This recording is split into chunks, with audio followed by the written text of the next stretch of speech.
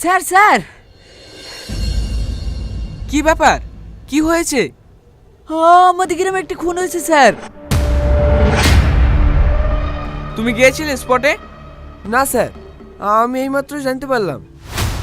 ড্রাইভারকে গাড়ি বের করতে বলো, ওখানে যেতে হবে। Okay sir.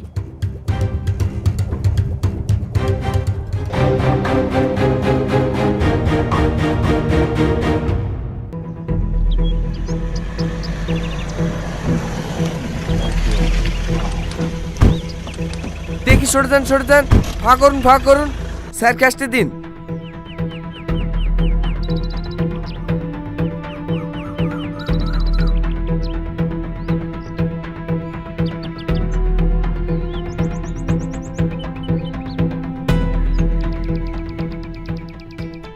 মৃত ব্যক্তিটিকে দেখে কি মনে হচ্ছে তুই না? স্যার, লাইফে ফার্স্ট টাইম এমন দেখছি যেখানে মৃত ব্যক্তির শরীরে কোনো আঘাতের চিহ্ন নেই। এটাও তো হতে পারে ওনাকে কেউ মার্ডার করেনি, ওনার শরীরের সমস্যার জন্য হয়তো মারা গিয়েছেন। হতে পারে স্যার। স্যার, আমার মনে হয় দেহটিকে পোস্টমর্টমের জন্য পাঠিয়ে দিলে হয়তো কিছু জানা যেতে পারে। আমারও তাই মনে হচ্ছে। তুমি লাস্টে পোস্টমর্টমের জন্য পাঠিয়ে দেওয়ার ব্যবস্থা করো, আর যত দূরত্ব সম্ভব পরিবারের যতজন সদস্য রয়েছে তাদের সবার সাথে কন্ট্যাক্ট করো। Okay sir. আরে আরে, তুমি কে? স্যার, আমি ওনার সাথেই থাকতুক, ওনার দেখাশোনা করতুক।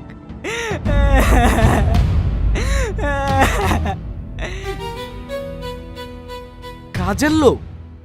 তাহলে তুমি সব জানো, যা দেখেছো সব বলো, নাহলে কিন্তু তোমাকে আগে লকাবে পড়বো।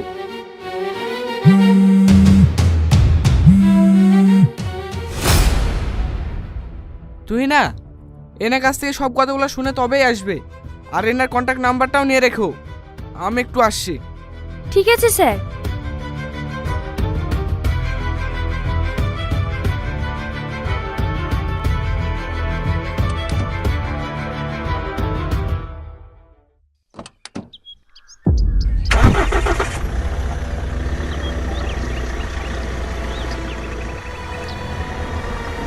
স্যার, একজন সাংবাদিক এসেছে।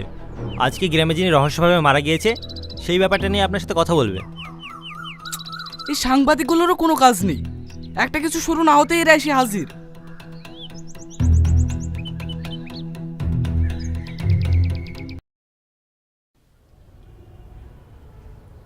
কি হয়েছে বলুন?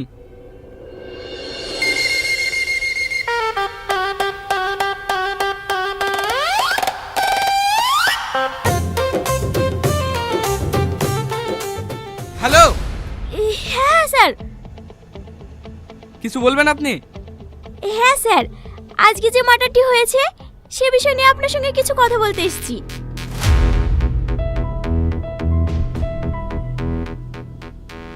বলুন, কি জানতে চান আপনি? স্যার, এটা আমার জীবনের প্রথম নিউজ। রিপোর্টার হিসেবে আপনি আমায় এমন কিছু একটা নিউজ দিন যেন আমি প্রথম দিনই সবাইকে চমকে দিতে পারি। আপনি কি বলতে চাইছেন আমি ঠিক বুঝতে পারছি না। ওই যে মার্ডারটি হলো না, ওটা কিভাবে হলো, কে করলো, এই বিষয়গুলো যদি বলতেন। কি সব বলছেন? আমরা এইমাত্র ইনভেস্টিগেশন শুরু করলাম, আপনাকে কিভাবে বলবো? আমরা তো নিজেই কিছু জানি না। তাহলে স্যার আমি নিউজ করব না। আপনি কি নিয়ে নিউজ করবেন সেটা আমি কি করে বলবো? আপনারা এখন বাইরে যান, আমায় একটু ভাবতে দেন। ঠিক আছে স্যার। সরি স্যার, সরি, আমি ইচ্ছে করে করিনি।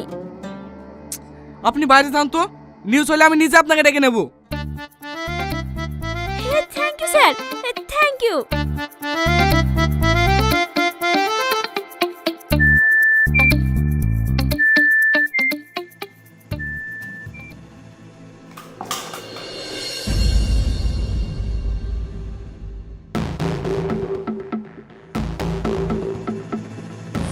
Sorry sir, sorry.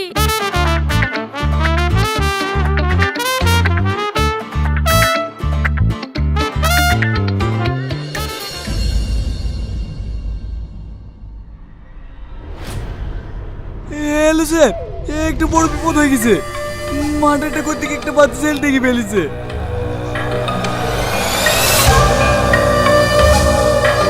স্যার, আপনি যেভাবে পারবেন আমার পেমেন্টটা দিয়ে আমাকে দেশে বাড়ি পাঠিয়ে দেন please sir, please. Hello sir, hello hello hello hello.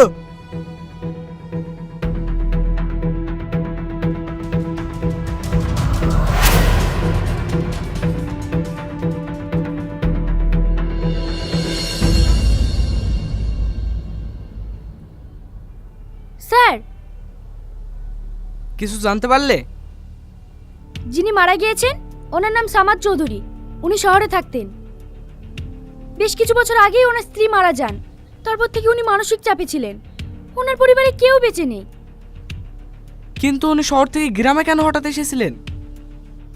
ওনার স্ত্রী মারা যাওয়ার পর থেকেই উনি মাঝে মাঝে এই গ্রামের পুরনো বাড়িতে এসে সময় কাটাতেন। ওর কাজে ছেলেটি বলছিল সামাদ চৌধুরীর পরিবার নাকি জমিদার ছিলেন। উনি ওনার স্ত্রীকে ভালোবেসে বিয়ে করেন।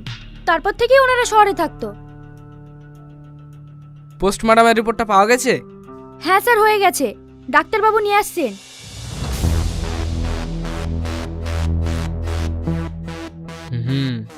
কেসটা বড়ই জটিল। স্যার, আসতে পারি? আরে ডাক্তারবাবু, আসুন আসুন, আপনার জন্য ওয়েট করছিলাম। বসুন।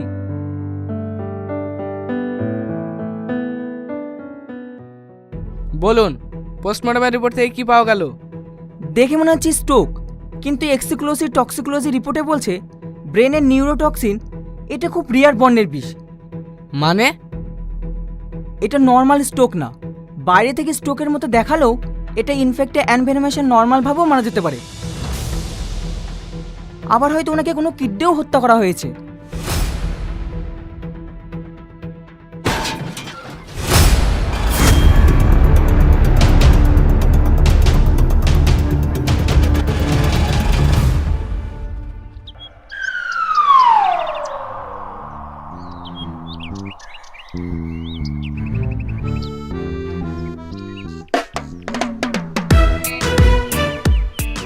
আমি শুনলাম ডাক্তার এসেছে পোস্টমর্টমের রিপোর্ট নিয়ে, তাই একটু তাড়াতাড়ি আসতে গিয়ে।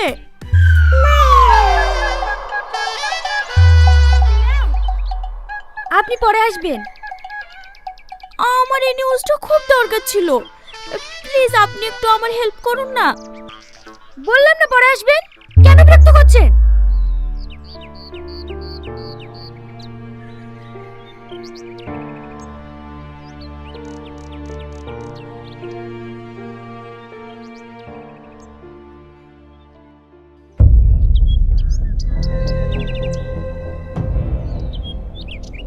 কাকু, আমাকে বাঁচাতে দেন না, আমার খুব ভয় করছে। এই দুনিয়াতে সবথেকে খারাপ জিনিসটা কি জানিস? সবচেয়ে খারাপ জিনিস হলো কপাল। আজ তোর আর আমার কপাল খারাপ বলে আমরা দুজনেই আটকে গেছি। তুই আটকেছি আমার হাতে, আর আমি আটকেছি সমাজে সে ভদ্র মুখোশ পরা মানুষগুলোর হাতে, যাদের আসল চেহারা তুই কোনোদিনও দেখতে পাবি না।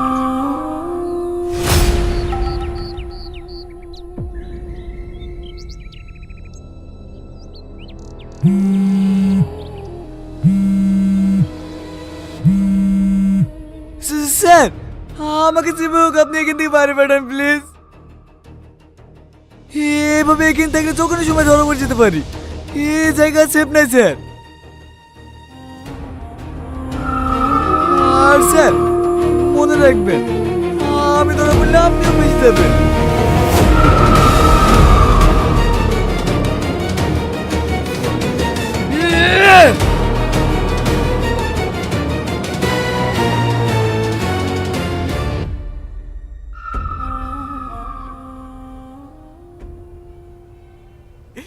স্যার স্যার, কি হয়েছে? আজ দুদিন হয়ে গেল আমার ছেলেকে খুঁজে পাচ্ছিনি। এর আগে হয়েছিলাম আপনার কাছে, আপনি দাঁড়াইছিলেন না।